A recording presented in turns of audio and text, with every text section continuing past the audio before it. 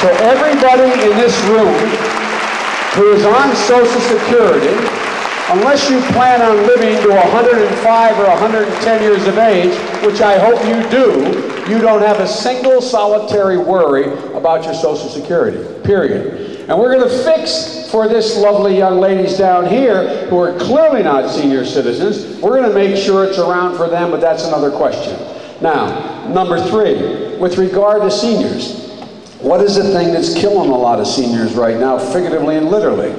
It's that so-called donut hole.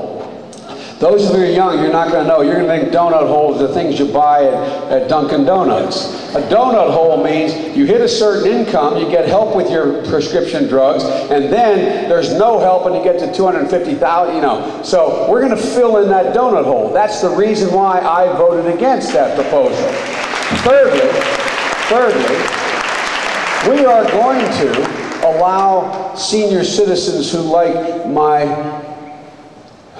mother-in-law, who is in hospice right now, we're going to, and like my dad was, we're going to allow, prior to that point, we're going to allow the family members who in fact want to be home taking care of their mother or their father or their husband or their wife. We're going to allow them to be able to have, number 1, days off that are paid while you're taking care of those people.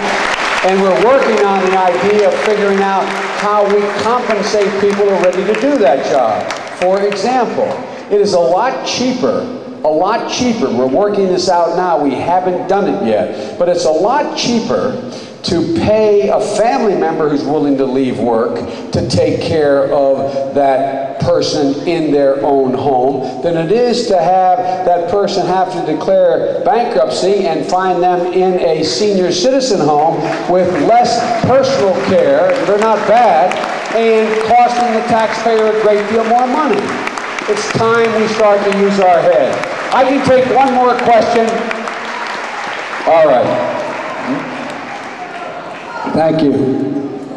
Hi, my name is Tyler San Germano. I'm the founder of Mizzou's One campaign here, and I was wondering, when you take office, what will you and Senator Obama do to ensure the completion of the Millennium Development Goals? Well, by the way, I'm the guy that helped write those Millennium Development Goals.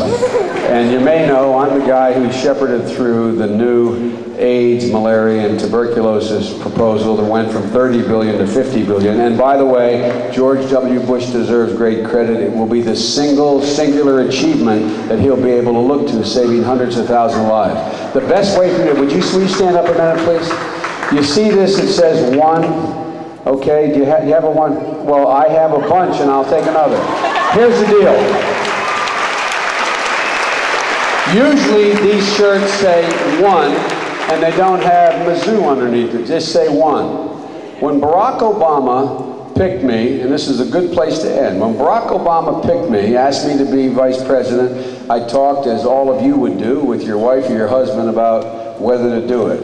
And my wife, knowing the night before that it was likely I was going to be picked, I don't know about you guys, but my wife's a busy mother and grandmother and teaching and trying to take care of me on the side here. And all our notes in our house are literally taped to the bathroom mirror.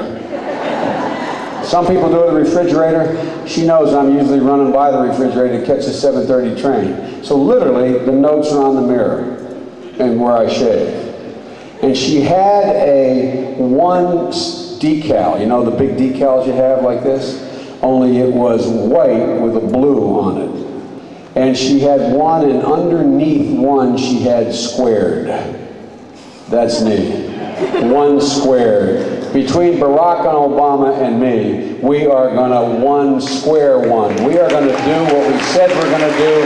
Because folks, you have a great correspondent, a great analyst. This guy's name is Tom Friedman, who reminded us, if you don't visit the bad neighborhood, it will visit you.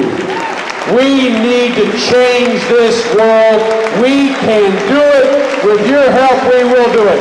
God love you. I truly appreciate the welcome. Thank you.